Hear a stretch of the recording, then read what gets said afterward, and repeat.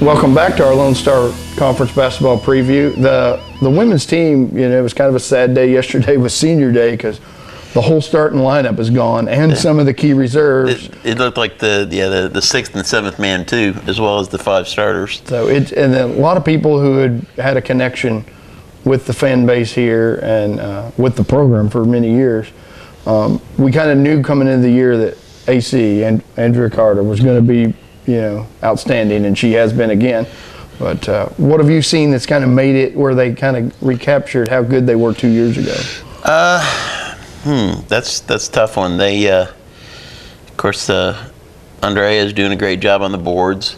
Although lately, Shatoia Gober and Shambreka Jones have started crashing the boards too as well. I mean, they've cut into her rebounds. She'd probably be in double figures in rebounds, except for they're up there about 6 and 7 at rebounds a game too, which usually, I mean, it's not a hard and fast rule, but usually the team that wins the battle of the boards ends up winning the game, and having those three in there to get rebounds definitely helps the Mustangs. Yeah, I've thought the glue to that lineup sometimes was, even though she didn't put up the big numbers, was Shatoia, because she can rebound. And she'll have games where she's handling the ball a lot and will get 5 or 6 assists. And then she doesn't score a ton, but she can sometimes hit some tough shots in the mid-range or make a drive. And just a lot of skills. And they don't seem to, as long as DJ's in there, there's not a problem breaking pressure because they've got enough ball handlers in there. Shatoia is that one too. And then you hit on Shambreka.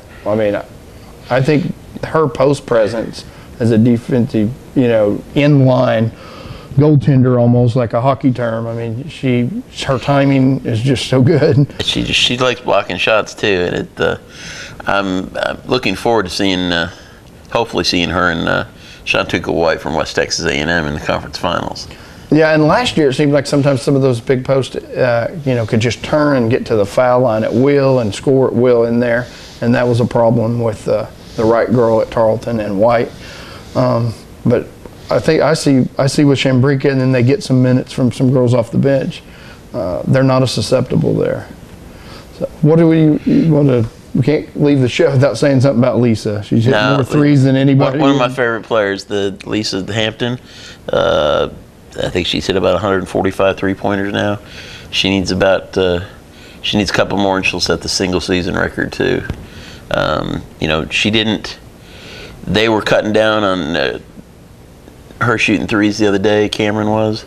She didn't force it. She just got the ball to other people, and when she was open, she let it fly.